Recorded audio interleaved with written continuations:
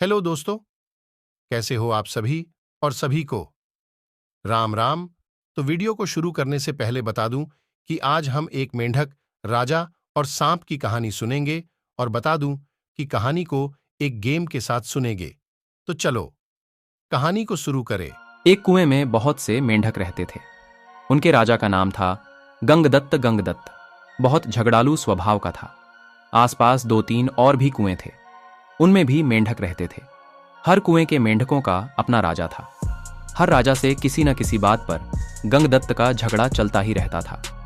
वह अपनी मूर्खता से कोई गलत काम करने लगता और बुद्धिमान मेंढक रोकने की कोशिश करता तो मौका मिलते ही अपने पाले गुंडे मेंढकों से पिटवा देता।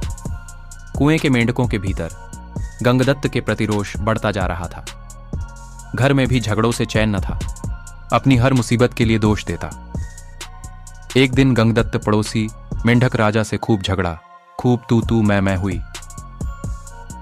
गंगदत्त ने अपने कुएं में आकर बताया कि पड़ोसी राजा ने उसका अपमान किया है। अपमान का बदला लेने के लिए उसने अपने मेंढकों को आदेश दिया कि पड़ोसी कुएं पर हमला करें। सब जानते थे कि झगड़ा गंगदत्त ने ही शुरू किया होगा। कुछ सयाने मेंढकों तथा बुद्धिमानों ने एकजुट होकर एक स्वर में कहा, राजन, पडढोसी कुएं में हमसे दुगने मेंढक हैं। वे स्वस्थ व हमसे अधिक ताकतवर हैं। हम यह लड़ाई नहीं लड़। ए गए गंगदत्त सन्न रह गया और बुरी तरह तिलमिला गया। मन ही मन उसने ठान ली कि इन गद्दारों को भी सबक सिखाना होगा। गंगदत्त ने अपने बेटों को बुलाकर भड़काया, बेटा, पडढोसी राजा ने तुम्हारे पिताश्री का घोर अपमान किया है। जाओ पडढोसी राजा के बेटों की ऐसी पिटाई करो कि वे पानी मांगने लग जाएं। गंगदत्त के बेटे एक दूसरे का मुंह देखने लगे। आखिर बड़े बेटे ने कहा, पिताश्री, आपने कभी हमें टर्राने की इजाजत नहीं दी। टर्राने से ही मेंढकों में बल आता है, हौसला आता है और जोश आता है। आप ही बताइए कि बिना हौसले और जोश के हम किसी की क्या पिटाई कर पाएंगे। अब गंगदत्त सबसे चिढ़ गया। एक दिन वह कुड़ता और बड़बड़ाता कुएं से बाहर निकल इधर उधर घूमने लगा। उसे एक भयंकर नाग पास ही बने अपने बिल में घुसता नजर आया। उसकी आंखें चमकी। जब अपने दुश्मन बन गए हों तो दुश्मन को अपना बनाना चाहिए।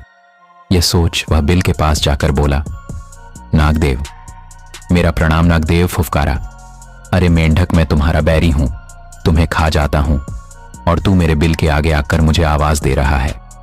गंगदत्त टर्राया, हे नाग, कभी कभी शत्रुओं से ज्यादा अपने दुख देने लगते हैं। मेरा अपनी जाति वालों और सगों ने इतना घोर अपमान किया है कि उन्हें सबक सिखाने के लिए मुझे तुम जैसे शत्रु के पास सहायता मांगने आना पड़ा है। तुम मेरी दोस्ती स्वीकार करो और मजे करो। नाग ने बिल से अपना सिर बाहर निकाला और बोला, मजे? कैसे मजे? गंगदत्त ने कहा, मैं तुम्हें इतने मेंढक खिलाऊंगा कि तुम मोटाते मोटाते अजगर बन जाओगे। नाग ने शंका व्यक्त की, पानी में मैं जा नहीं सकता, कैसे पकड़ूंगा मेंढक? गंगदत्त ने ताली बजाई, नाग भाई, यही तो मेरी दोस्ती तुम्हारे काम आएगी। मैंने पडढोसी राजाओं के कुओं पर नजर रखने के लिए अपने जासूस मेंढकों से गुप्त सुरंगें खुदवा रखी हैं। हर कुएं तक उनका रास्ता जाता है। सुरंगें जहां मिलती हैं वहां एक कक्ष है। तुम वहां रहना और जिस जिस मेंढक को खाने के लिए कहूं उन्हें खाते जाना। नाग गंगदत्त से दोस्ती के लिए तैयार हो गया क्योंकि उसमें उसका लाभ ही लाभ था। एक मूर्ख बदले की भावना में अंधे होकर अपनों को दुश्मन के पेट के हवाले करने को तैयार हो तो दुश्मन क्यों न इसका लाभ उठाए। नाग गंगदत्त के साथ सुरंग कक्ष में जाकर बैठ गया। गंगदत्त ने पहले सारे पड़ोसी मेंढक राजाओं और उनकी प्रजाओं को खाने के लिए कहा। नाग कुछ सप्ताहों में सारे दूसरे कुओं के मेंढकों को सुरंगों के रास्ते जा जाकर खा गया। जब सब समाप्त हो गए तो नाग गंगदत्त से बोला, अब किसे खाऊं? जल्दी बता, 24 घंटे पेट फुल रखने की आदत पड़ गई है। गंगदत्त ने कहा, अब मेरे कुएं के सभी सयाने और बुद्धिमान मेंढकों को खाओ। वह खाए जा चुके तो प्रजा की बारी आई। गंगदत्त ने सोचा, प्रजा की ऐसी की तैसी हर समय कुछ न कुछ शिकायत करती रहती है। उनको खाने के बाद नाग ने खाना मांगा तो गंगदत्त बोला, नाग मित्र, अब केवल मेरा कुनबा और मेरे मित्र बचे हैं।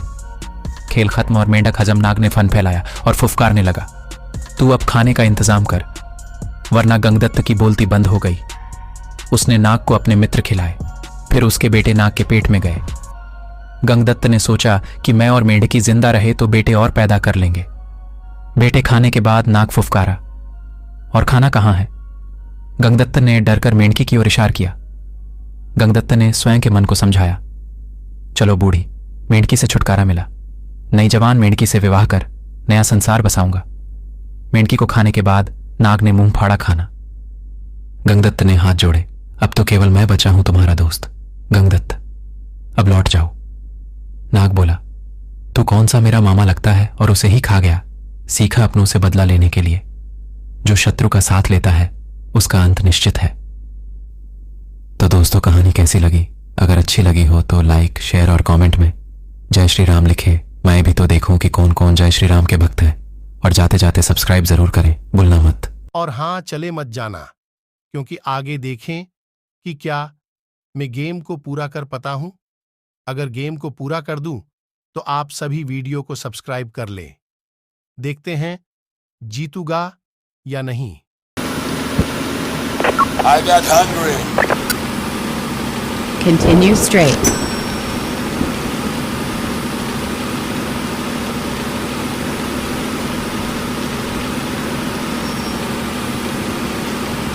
Turn right.